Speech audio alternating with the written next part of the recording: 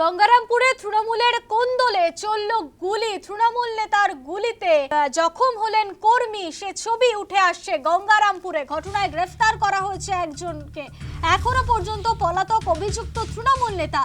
গোটা ঘটনার তদন্ত করছে গঙ্গারামপুর থানার পুলিশ। গঙ্গারামপুরে তৃণমূলের কোন্দলে চলল গুলি, এখনো পর্যন্ত গ্রেফতার করা হয়েছে একজনকে। পুলিশের তরফে কি জানানো হয়েছে শোনাবো। রাতে 11:30টার সময় আমরা একটা খবর পাই কি গঙ্গারামপুর টাউন এরিয়াতে শিবা চৌধুরী বলে একটা লোককে গানশট ইঞ্জুরি হয়েছে। তো সাথে সাথে পুলিশ আর সমস্ত সিনিয়র র্যাঙ্ক অফিসার ওখানে পৌঁছায়। ওই লোকটা ওই সময় হাসপাতালে ছিল, ওর বয়ানটা নেওয়া হয়েছে কি কীভাবে হয়েছে। তো ও অ্যালেজ করছে কি একটা বাবু চৌধুরী নামের লোক, ওর সাথে আর 2-3 লোক ছিল, ওরা ওর উপরে গুলি চালিয়েছে। তারপর থেকে আমরা কন্টিনিউসলি ইনভেস্টিগেশন স্টার্ট করে দিয়েছি।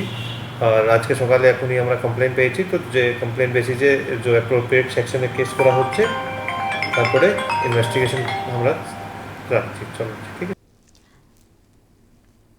স্থানীয় তৃণমূল নেতৃত্ব কি বলছেন শোনাবো। আমি আপনাকে বললাম, আমি খোঁজ খবর নিচ্ছি। আমাদের গঙ্গারামপুরের নেতৃত্ব আছে, গঙ্গারামপুর টাউন প্রেসিডেন্ট আছে, গঙ্গারামপুরে আমাদের প্রার্থী আছে। আমি তাদের সঙ্গে একটু কথা বলে জানার চেষ্টা করি। তো অপরাধীদের তৃণমূলে কোনো জায়গা নেই। আমরা আগে ঘটনাটা পুঙ্খানুপুঙ্খ জেনে তারপরে আমি নেতৃত্বের সঙ্গে কথা বলে একটা ব্যবস্থা করা হবে।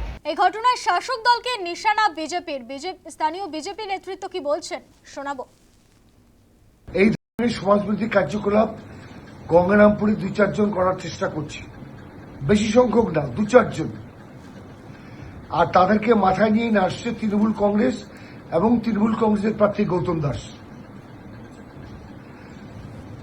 এবং এরা ভাবছে যে সমাজবিরোধী কার্যকলাপ করবে আর মানুষ ভীত সন্ত্রস্ত হয়ে যাবে, আর আমার সবকিছু স্বার্থ সিদ্ধি হবে।